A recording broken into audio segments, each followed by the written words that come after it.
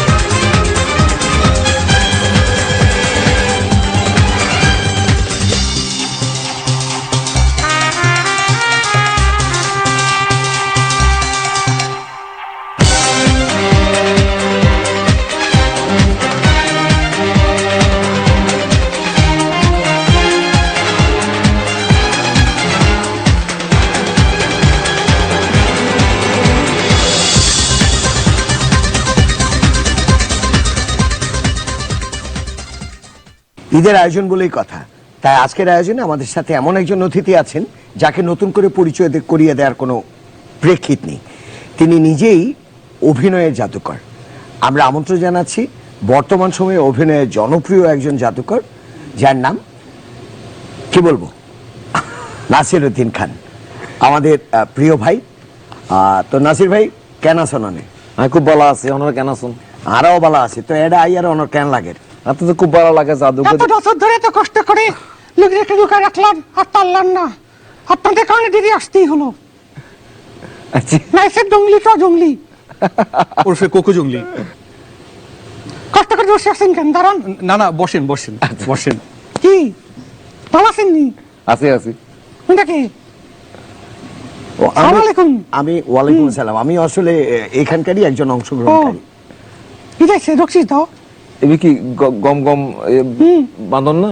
মনে তো দান্দর দান্দর আচ্ছা আমার ফ্রেন্ড ছিল চিড়িয়াখানা তোনার নতুন। আচ্ছা, আর মতো 10টা কলা নিছিল, দেয় নাই। দাও না। এটা দাও। কথা কি আপনি বলতেছেন না? হে বলে জানি না। তুমি কথা বলো। তুমি কে? আমি অ্যালেন স্বপন। সটন। তো স্বপন ভাই, আছে? ওর সাথে পরিচয় আছে। ও হ্যাঁ। কিন্তু একজন জাদুকর। আচ্ছা। আর তার নাম হচ্ছে আজগর। আর আমরা এই জাদুটাকে বলি স্বরক্ষেপণ। আচ্ছা আচ্ছা। মানে একজন পুতুল, একটা নিজি পুতুল, দেখেন কত সুন্দর সে মাথা ঝুলকাচ্ছে, কথা বলছে আপনার সাথে, মাথায় তাই না? কোন হয়েছে? এটাকে আমরা ভেন্ট্রিলোকুইজম বলি। তো তোর কেমন মাথায় লাগছে কোন হয়? আপনার? আমার মাথায় তো ও, চুলি নাই। জায়গা নাই, জায়গা নাই কোন হর। আচ্ছা, তো আমরা তার কাছ থেকে কিছু জাদু দেখবো। ভাস্কর, আমি খুব আগ্রহী আপনার জাদু দেখার জন্য। ওকে তারা জায়গা। স্বপন ভাই, আপনি তো একজন অ্যাকাউন্টেন্ট, আপনাকে অনেকে অ্যাকাউন্টেন্ট বলে। হ্যাঁ, অ্যালেন স্বপনকে বলে। হ্যাঁ। আপনার কি মানি ব্যাগ আছে? মানে ব্যাগ নাই। হ্যাঁ, নাই। টাকা আছে? টাকা কিছু আছে। কেন আপনার? আমি দেখতে পারি? টাকা তো খুব কম আছে, আপনাকে আমি দিতে পারবো কিনা আমি জানি না। এই ভাঙতে গুলো আছে। 500 টাকার নোটটা দেখতে পারি? হ্যাঁ, দেখতে পারেন। এটা তো আপনার নোট। এটা খুবই সহজ একটা জাদু। আপনি দেখছেন নোটটা এই সোজা আছে, হ্যাঁ। মানে মাথার উপরে। আপনি নোটটা শুধু এখানে একটা ভাঁজ করবেন, উল্টাবেন, একটা ফু দিবেন, দেখবেন উল্টা যাবে। আচ্ছা, এটা তো আমিও পারি। আসলে আমি জানি যে আপনাকে, নাসির ভাই, আপনাকে একটু ভরকায় দাও একটু কঠিন। আচ্ছা, আমি আরেকবার করি। আমি শুধু 2বার করলে অনেক সময় বুঝতে পারে মানুষ। এটা আপনার নোট, আর এটা একটা 500 টাকা। এটা একটা 500 টাকার নোট। আপনি এটা এক ভাঁজ করবেন, এটা আপনি 2 ভাঁজ করবেন, কিন্তু উল্টাবেন না। তারপর আপনি একটা ফু দিবেন, তারপর যখন খুলবেন দেখবেন নোট উল্টে গেছে। বাবা গেলবে তো তো আমার সরিয়া হড়া চাইয়ে না। ও, গ্রিন আর ব্লু মানি মানি। আমি কি আপনাকে আরেকটা জাদু দেখাতে পারি? নিশ্চয়ই। এটা আমি কি, আপনি ক্লাউন দেখছেন কখনো? ক্লাউন? হ্যাঁ, দেখছি। আচ্ছা, আপনি কি কখনো ক্লাউনদের কাছে যে এরকম একটা জিনিস থাকে, এটা কখনো দেখেছেন? ধরে দেখেন। হ্যাঁ, এটা আমি ধরে দেখি নাই কখনো, এই প্রথম ধরলাম। আমার খুব ভালো লাগছে মনে ধরে। হ্যাঁ, এটার কাছাকাছি একটা জিনিস আমি ধরেছি, সেটা হচ্ছে পাফ করার সময়, মেকআপের সময় যেটা। এটা একটা স্পেশাল জিনিস। এটা শুধুমাত্র জাদু করার ব্যবহার করে। আচ্ছা। আপনি অনেক সময় দেখেছেন জাদু করা মানুষকে 2 ভাগ করে। রাজীব ভাইকে আমি যেমন দেখি অনেক সময় যে মানুষকে 2 ভাগ করে জল লাগা দেয়। আচ্ছা। তবে ঠিক অতটা পারি না, শুধু 2 ভাগ করতে পারি। তো এটা কিন্তু আসলে আসল মানুষের। এটা এখান থেকে যদি চাপ দেন দেখবেন ঠিক কেটে কেটে 2টা হয়ে যায়। 2টা কোথায়? এটা তো একটাই। আপনি মাঝখানে এটা হাত দিয়ে রেখেছেন। আচ্ছা। ও, নাসির ভাই, আমি কি আপনার হাত 2টা দেখতে পারি? 2টা হাত খুবই সুন্দর। আপনার এখানে কি মনে হয়? আপনি বলছে হ্যান্ডবল খেলতে নাকি শুধু হাতাচ্ছেন বল? আপনি এখানে কোন বলটা বড়, কোনটা ছোট? এখানে দুইটাই সমান আকৃতির। আচ্ছা, আপনার কোন বলটা দেখে একটু বেশি পছন্দ হচ্ছে? হ্যাঁ, এটা পছন্দ হচ্ছে। এটা। আচ্ছা, আমি আপনার পছন্দেরটা নেই। এটা আপনার কাছে রাখেন, শক্ত করে রাখেন। এই বলটা কি আমি আপনার মাথায় দিয়ে দিতে পারি? মাথাতে এটা থাকবে না, পড়ে যাবে ঘুরিয়ে। হ্যাঁ, যদি না ভয় পেয়ে থাকেন। না, আমি ভয় পাবো না। তাহলে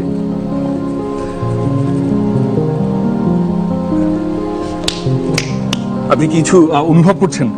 এটা এদিক দিয়ে আসবে, এটাকে আস্তে করে খুলবেন, আস্তে করে খুলুন। আমার মনে হয় আপনি আগে এটা জাদুটা করেছেন, কারণ এত ভালো কখনোই হয় নাই।